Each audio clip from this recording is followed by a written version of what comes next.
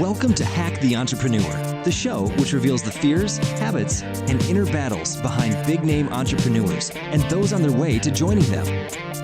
Now here is your host, John Naster. Hey, welcome back to Hack the Entrepreneur. Thank you so much for joining me. My name is John Naster, but you can call me Johnny. Today's guest is an entrepreneur, a weightlifter, and travel photographer. He has started 4 businesses over the course of his entrepreneurial career, and 2 of them have succeeded. His real success, though, has come from his personal blog. He started consistently posting twice per week in very late 2012 and has not missed a post since. Not only that, but he has an email list now of over 100,000 people, is regularly published by Business Insider, Entrepreneur Magazine, and the Huffington Post, and he makes a great living off his personal brand. His work covers a variety of topics, but the central idea that ties it all together is simple. If you can master your habits, you can master your life. Now, let's hack James Clear. When you make a wrong hire, you feel it immediately. Your team's performance, morale, and the bottom line all suffer. And whether you're screening candidates for an important position or looking for ways to improve productivity, Caliper can help you and your business. Caliper offers in-depth assessments for potential hires and current employees. Their deep knowledge and personality insights uncover key traits and behaviors, plus what motivates employees to succeed. Caliper's unique approach works with every size company and industry, from startups to the Fortune 500. In fact, their science and expertise have helped over 30,000 businesses hire, retain, and develop top talent. Caliper has an incredible offer for Hack the Entrepreneur listeners. You can assess your team for free. You'll discover what makes each person tick and improve the performance of your team. They'll also give you an hour of free consulting. To take them up on this offer right now and to find out more, visit calipercorp.com/hack. That's calipercorp.com/hack.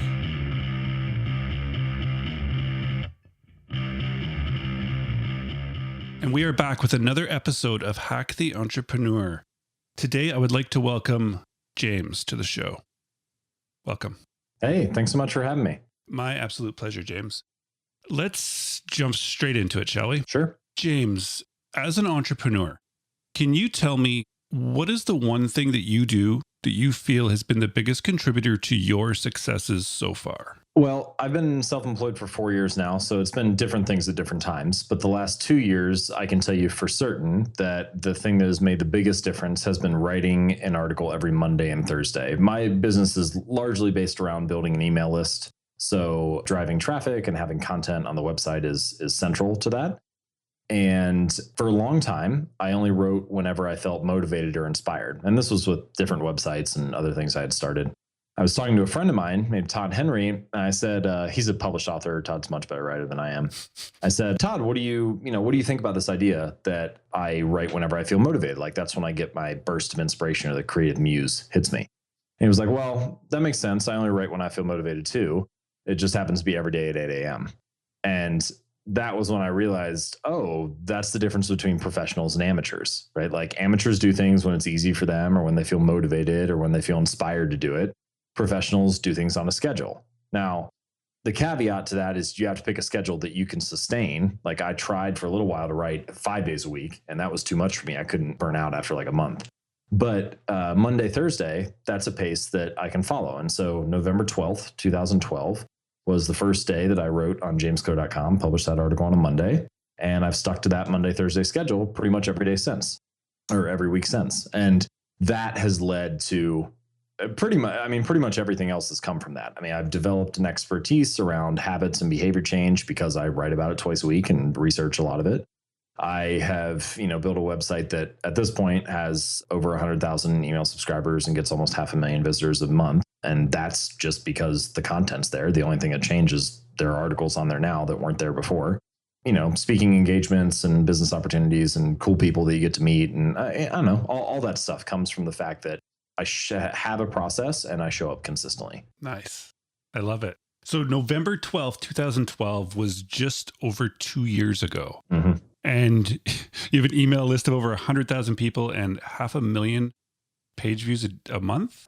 Yeah, I think It's amazing. it's right now it's about 120,000 people on the list. It's amazing. Usually about 400,000 uniques a month the last 2 months. Page views are probably like 600,000. Yeah, so it's grown fast. As far as I know, and not that it really matters, but I think it's the fastest fastest growing single author blog. There are probably ones with multiple writers or multiple employees that have grown much faster. But yeah, it's been great. And I do want to say that I started that after having done some other businesses and websites for 2 years before that. So although I started the site from scratch and it's grown that quickly, it wasn't like my knowledge was zero, which is actually a pretty big shift, because like my first site that I started, which doesn't exist anymore, I built that from zero to about 20,000 email subscribers. And that took me like 2 years to get to that point. So, now I add 10, 12,000 a month. And so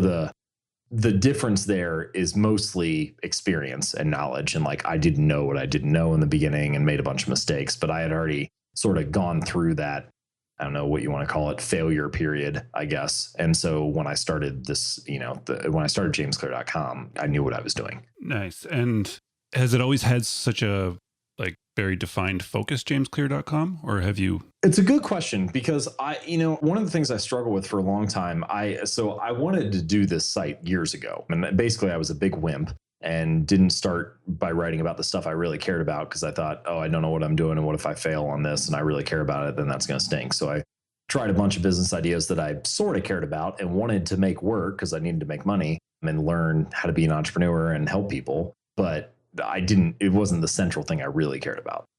So anyway, all that to say that I wrote in private for over a year before I published anything online. So I guess because I had all that content to sit on, I sort of knew what I wanted the direction of the site to be from the beginning, or I knew at least what interested me from the beginning, because I already had been writing for a year. Like, I didn't have to find my voice as much, which helped. But the site has become more targeted. I didn't know it was going to be like, there are some themes that have come up more now that I didn't really know in the beginning. Like, I didn't know it was going to be as much about habits as it is now. I also didn't know that I was going to have as strong of like a thread about creativity and contributing to the world rather than consuming. I didn't know that was going to be a part of my work as much as it is now. So yeah, I guess I thought it was going to be a little more health and fitness related than it is. I mean, I still write about stuff, like I write about my squat routine and, fitness habits and things I learned from the gym and being an athlete and all that stuff. But yeah, so it's changed a little bit, but it did start relatively targeted. Interesting. And so 2 years for this, a year of writing before, you started some other businesses. I think you've started 4 businesses up till this point in the 4 years, I guess now? Yeah, that's right. Probably, 4 businesses, maybe like 5 or 6 projects, if you want to call it that, like different, versions of things. But yeah, I mean, really, there were only 3 businesses that were ever profitable, one of which is no longer around and just sort of, fizzled away, I guess, because it was just marginally profitable. And then now I have jamesclear.com and one other that's still running that I check in on every, week or so, but mostly the employees handle all that. Nice. So there seems to be a time in every entrepreneur's life when they realize the one of 2 things, that either they have a calling to make something bigger than themselves, or they simply, which seems to be the most of the case, is they simply can't work for somebody else. So 4 years ago, this happened to you. Can you tell me the story about how this happened? Yeah, I mean, I am absolutely in the camp of I felt like I needed to make something bigger than myself. I actually kind of thrive in structure and like structured environments and having a boss or a manager or a coach or whatever. I'm very comfortable there. So it definitely is not that I couldn't work for anybody else. In fact, a lot of the things that I guess I would say most proud of doing happened in very structured environments where I was not at the center of the conversation. Like my college baseball team, for example. Now, I was captain of the team, but I wasn't the coach. I wasn't the guy running everything, but I was able to be a part of that squad and operate, my role within the context of the whole. And I really enjoyed that. And in many ways, I don't have any plans. I don't come from a military family or anything like that. But I think, I could see myself doing well in the military because of that environment. Like I operate well in structured things like that. So that just gives you a little bit of insight into myself. But the reason that I started, and this comes back a little bit to the baseball story, I loved playing on that team so much. And I played baseball for 17 years. So I was on a lot of different teams. But I loved the final team that I was on so much, the team my senior year in college, because it was so clear what we were working toward. Everybody knew the direction we were going, the goal that we were working toward. We had a great season. I had a good season individually as well, and the team did very well. But it was bigger than any one person. If I got hurt, the engine was going to keep going on. If someone else went down, the engine was going to keep going forward. It was so much more than just about you. And I loved that part of it. I don't know, I'm kind of getting goosebumps just thinking about it right now, about this idea of like sacrifice and dedicating yourself to a cause and giving yourself to something that's bigger than you. And so that is the reason why I got started with entrepreneurship. I guess in a lot of ways, I was lost in the 2 years after I got done playing. I was in grad school at the time, and then I launched my business immediately coming out of grad school. So I didn't have a real job, so to speak. But I was looking for that. I hadn't had that feeling for 2 years, and I wanted to be a part of something where I felt like I was contributing, like I was part of a community, like I was building something that was important and useful and compelling for other people, that provided value to the people around me, whether that was my teammates in baseball or whether that's through my writing and work online to, hundreds of thousands or millions of people now. And that's the thing that sparked it and got me going. Nice. I like that. And that's something you can probably still, you have reach, you have a good reach now, but otherwise when it's just comes down to doing the work, like you're kind of alone, right? It's you. Like you have to. Oh man. Yeah. Now we're going to get into my personal psychology and how I feel about this. Is so true. This is like I've debated this probably dozens of times in my own head, like what you get out of work as a digital entrepreneur. And yeah, I do. I miss that a lot. I miss the team aspect of it and not being surrounded by, 10 or 20 other people who are going towards the same thing. Yeah, that's, I think I'm getting to a point, I'm building toward a point where I can have both sides of the coin, I guess. But I figured in the beginning, it was more important to build a platform and a business that would allow me to have the opportunity to do a wide range of things. And that's what I'm focusing on now, than it was to join a company or be, get a regular job and be a part of a team right away. So that was something that I went for, or I guess one of the reasons why I went the way I did.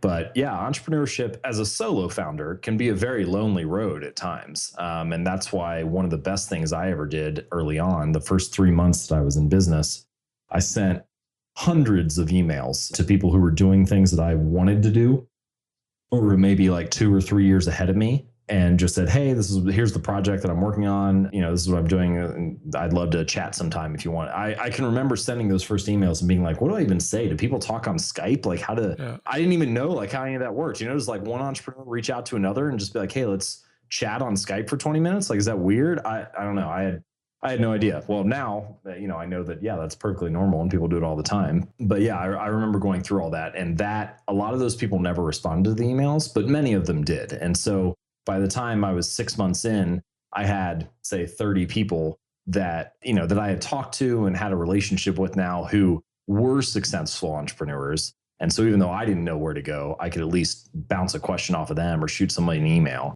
And that helped a lot because, like I said, when you're feeling lonely and you're like, I don't know what I'm doing, which nobody does in the beginning, that can be a really big thing to have. Oftentimes, even not just the beginning, but the middle and closer to the end, we still don't know what we're doing. We like to pretend we do. No, for sure. It's a good point. Having that support network around you is huge. But yeah, back to your initial question, that has been, I don't want to say it's been a struggle for me, but it's been something that I've thought about a lot. How am I building a team around myself? When is that the next step? What kind of community is this building towards so that you can really feel like you're something that's, you're part of something that's bigger than just you. Exactly. And I've recommended it before and I will recommend it again, to totally email people, reach out to people in social media. that you think could maybe help you or answer some questions you have. It's like, I don't think you can do it on your own. And I think as we become more successful, the reason is because we get surrounded by so many amazing people doing amazing things that like, I can just text people now that I couldn't even imagine 2 years ago, or email, or get them on Skype like almost immediately to work me through something. And I couldn't do it myself. Like, I don't think any of us can. So yeah, I agree. You can't. And honestly, you don't want to either. I mean, it's way more fun to have all these friends in the space, and it's way better that way. So right. The one thing I would say is it's so much easier to reach out to someone when you have your own project. You know, maybe it's just a fledgling website that you started a week ago, but if you can email them and say, hey, here's what I'm working on. This is my thing. I'm, working through this different idea, or I'm just getting started and would love to talk about how you did XYZ, whatever. It gives people context to apply the email to. It's like, oh, they're doing this, and that's why they're reaching out to me, because we're related in this way, rather than just being like, hey, I love your work. Do you want to chat sometime? So that's one thing that's helped me a lot. Yeah, I agree. And if it's not related to them, then you shouldn't be emailing them. Like, it shouldn't be spammy. I'm not saying just like find anybody out there, right? Just sure. You should put the work in. Even once they help you, there's still going to be a ton of work to do anything valuable. So if you're not willing to put in this little bit, then probably no point. But James, let's switch over to work, because you like habits. You like to be super structured, and yet you are a solo digital entrepreneur at this point. So you woke up this morning and you had to set yourself up to be productive and to get all the things you needed to get done. Could you walk us through, say, the first 30 minutes of your day this morning, from waking up to set yourself up for the day? Sure. So first 30 minutes, usually the same. I'll wake up, take a shower, get dressed, and then I go straight to my computer and do the most important task of the day, is usually how that works. Now, on Mondays and Thursdays, that is typically writing. Other days, it's going to be something strategic. So today it was like some strategy and web design work around this new like book recommendations tab that I'm working on, because I get a lot of readers who ask what kind of books I'm reading. So that's usually the way that the day starts out. But from a higher level, the important thing to remember, I think the thing that pretty much anyone can apply to their work tasks, are that there's a couple different things I use. The first is eliminate all distractions possible that prevent you from doing the most important thing first. And I've gone, maybe some would say, to an extreme on this. And what I mean is that, so I wake up and I know whatever the most important task is I'm going to be doing that day. I leave my phone in another room, so I don't get any text messages or calls. I don't check email typically until afternoon on most days. Now, that doesn't work for every job, but if it does work for you, I can tell you it's a huge boost, because you spend your morning working on your agenda rather than responding to everybody else's agenda. I don't eat usually until lunchtime. That's usually my first meal. So I practice intermittent fasting and have for 3 years now. I won't go into the science and the strategy of all that right now, because that's a whole nother topic. But basically, suffice it to say that I think that if you get the same amount of calories in a 24-hour period, your body will figure out what to do with it. I eat pretty much from like noon to say 8 or 9 p.m. rather than eating from like 7 a.m. to 8 or 9 p.m. So it's really not that different on the whole. Although I will say the main benefit that I think I get from intermittent fasting is not the nutritional stuff that you'll see people talk about occasionally, which I think is debatable how significant those benefits are. Mainly, I do it for simplicity and convenience. If you can get the same results by eating 2 meals a day rather than eating 3 meals, why would you not just eat 2 and make your life simpler? And that makes it easier for me to get into the work that's most important right away. And the second thing that I use, and which feeds into this strategy, is this idea of managing your energy rather than managing your time. Pretty much every productivity strategy talks about how to manage your time, how to maximize the amount of time that you can spend working or efficiently working on certain tasks. But allotting a certain amount of time for a task is useless if you don't have the energy to complete it. If you give yourself an hour to work out, but you're too tired to work out, then it doesn't matter. If you give yourself 20 minutes to write an article, but you're not fresh and can't write a decent article, it doesn't matter. So what I started to realize is that my creative energy is highest in the morning, which matches up with a lot of habit formation and willpower research. And so because of that, I tend to do creative tasks and work on strategy and writing stuff in the morning. I stack behaviors that don't require a ton of creativity later in the day. So interviews, responding to emails, just doing things that are basic processes for my business that I need to do well, but I don't need creative energy and creative thoughts for. And then I have often played with my weightlifting routine and when I work out. So I've done early morning, I've done like mid morning, like 10 or 11 p.m. or 10 or 11 a.m. And then I've also worked out in the evening. And what I found is I tend to get my best workouts in between 4 and 7 p.m. So that's the time when I go to the gym. And this basic idea of stacking behaviors and processes and events in times that work best for them, that has been a huge win for me because it's way easier to do something if you're doing it at the right time when you have the right energy for it. And so that I would say is probably something that most people can apply to their life, regardless of what tasks you're working on. And if you're trying to figure out what your energy is best for, you can do a simple little, just set an alarm on your phone every hour for the day for like a week. And then when each hour comes, either jot down a little note of, how your energy feels at 2 p.m., at 3 p.m., at 4 p.m., whatever. Lethargic, creative, energized, whatever it happens to be. Look back on that week and then you're like, oh, I see, a certain patterns here about how I feel at different times. And that should help you figure out, okay, what tasks is my energy best suited for at different times throughout the day. Yeah, I guess it's self-awareness, right? Really focusing on yourself and when you do each thing that you want to do or task or job or workout. Figuring out I don't have to work 9 till 5 anymore, right? I can work this task these times, and that's smart. It's a cool way to do it. And I think some people struggle still with that, especially when you lose your routines of you have to do this at this time. So therefore you have to go to the gym after work.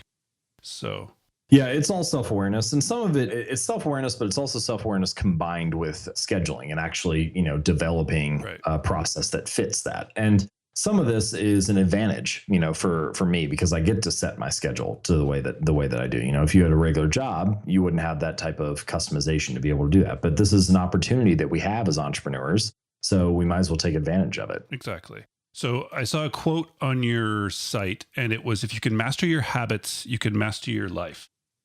So James, is there one habit you're trying to master and you've been struggling with it? Well, there's many that I've struggled to build and master. The one that I'm working on right now that just came to mind when you asked that question is reading for 1 hour every night. And the reason that I'm doing that is that I want to read more books, but 2, I think it's going to have this positive impact on my sleep habits. And that's the one that I've really struggled with. I enjoy the work that I do. It's really easy for me to get into it. And so I have this tendency to work later. And I don't stay up till, 3 or 4 in the morning or anything, but it's easy for me to work midnight, sometimes even till 1 a.m. And I don't want to do that. I operate better. I'm definitely a morning person. I'm not necessarily an early bird in that I wake up early every day, but I work best in the morning. And when I am awake, I'm awake. So I would love to get to this habit where, say, 9:30 or 10 o'clock rolls around every night. I read for an hour, go to bed at 11, wake up at 7, and just do that consistently. And the only thing preventing me from that are those days where I just stay up and work straight through till, a later time. And so my thought is, if I can get in the habit of reading as prep for bed, then it'll be much easier for me to just go straight to sleep. Excellent. Okay, we're going to finish off, James, with success and the future. We're sitting here a year from now. It's a brand new year now, so we have a full year to think about it. What is a big goal or something that you want to achieve or accomplish this year, either personally or within your business? Yeah, done. Easy. Write my first book. Nice. I already have 40 or 50,000 words down, so that's long enough to be a book, but it really needs to be edited and worked on, and that's the project for the year. So get that out and ship it and get it done. Yes, I love it.